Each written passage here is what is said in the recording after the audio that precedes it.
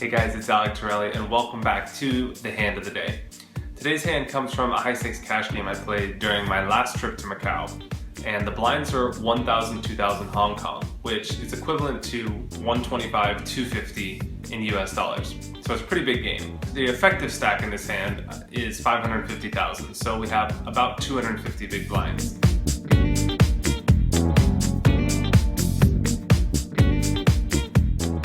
Middle position, who is Johnny Chan, limps for 2,000, the cutoff limps for 2,000, and the button limps. And it's on me in the small blind, and I look down at ace queen offsuit.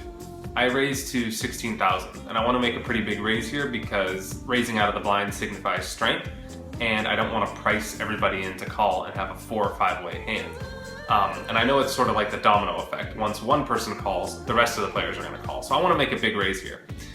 Johnny Chan folds and the cutoff folds, and the button, who is sort of the spot in the game, a very loose, aggressive player capable of playing pretty much any hand at any position, calls. So it's a great spot for me. I get it heads up with the weakest player, and it's a great spot. The pot's about 35,000, 40,000, and the flop comes down 10-5-2 with 10-5 of diamonds. So I miss, but I still think that my hand is so likely to be the best hand. I bet out 21,000, he calls. So I'm not loving my hand at this point, but I do have a lot of good cards for me on the turn that I can barrel again with. Pretty much any face card is going to either make my hand or allow me to bet again successfully, I think. I think right now it's very likely he has like a weak sort of 5 or maybe a 10 at the best, but certainly not a very strong hand. It's very hard for him to smash this flop. The turn comes a jack, not a diamond. So 10-5-2 jack. It's a great card for me because any hand he has, which has a 5 in it, like 5-6 or 5-4, 5-7, or even 10-9 or 10-8, which is pretty much the best hand he could have, is now put in a very tough position. I'm representing a lot of strength, raising out of the small blind, betting the flop, and now continuing again on the turn. And it's very tough for him to have anything better than second pair, whereas I could easily have a jack or any overpair or a set of tens or a set of jacks. So it's a very good spot for me to continue betting, simply because my hand range, if you will, all my possible holdings are much stronger than all of his possible holdings. So I go ahead and bet again. I would bet 55,000, and I want to bet on the bigger side here because I really don't want to price him in to call. I don't want him calling on a flush draw. It puts me in a tough position on the river. If I don't make my hand, I don't really know what to do. And of course, I want him to fold any of those weak pairs that he has. So I'm really trying to get him off the pot and win right here. But I am betting with a lot of equity. If any queen, king, or ace comes, I think I complete my hand to the best hand. And there's some cards I can bluff as well. He calls. So we go on to the river, and it comes a 5, an offsuit 5. Of course, I'm not loving my hand. I missed completely. And the question is whether to continue bluffing. So I decided to check here for several reasons, and I think this is the absolute crucial point in the hand. Given what I know about my opponent, a very loose, aggressive, sort of the spot in the game player, I think it's a little too ambitious to try and bluff him here.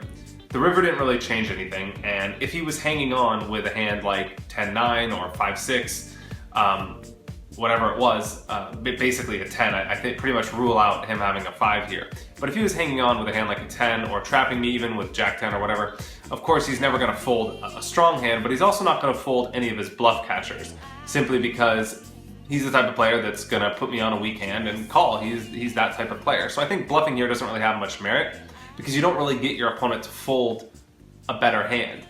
But checking gives me the opportunity to allow my opponent to put money in the pot with a worse hand. So the question is, how do I put money in the pot on the river? I'm checking, planning on check calling, because there's so many hands that my opponent has that missed. On the turn, he could have picked up a lot of draws, like queen, king of diamonds, queen, 9 of diamonds, 9, 8 of diamonds, 8, 7 of diamonds, queen, 8 of diamonds. All of those hands have combo draws and enough equity to call.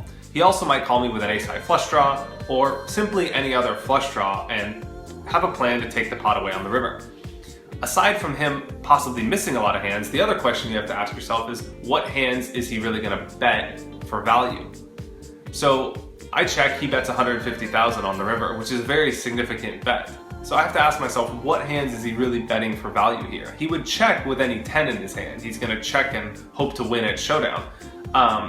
It is possible he has a jack with a flush draw, but he's probably gonna check that hand on the river as well. So when he bets here, the only really hands he's betting are Jack 10, any hand with a 5 in it, which is very tough to have because he should be folding that on the turn, and a set of 2s or quad 5s. I pretty much rule out a set of 10s or a set of jacks because he would have raised with those pre-flop. So it's extremely tough for him to be value betting, and it's very easy for him to be bluffing. So the key point in the hand to remember here is, given that you're gonna put money in the pot on the river, you're not willing to check fold your hand because it's just too strong, and you're considering bluffing, it's really important to determine, the question to be asking yourself is, how do I get my opponent to put money in the pot with a worse hand?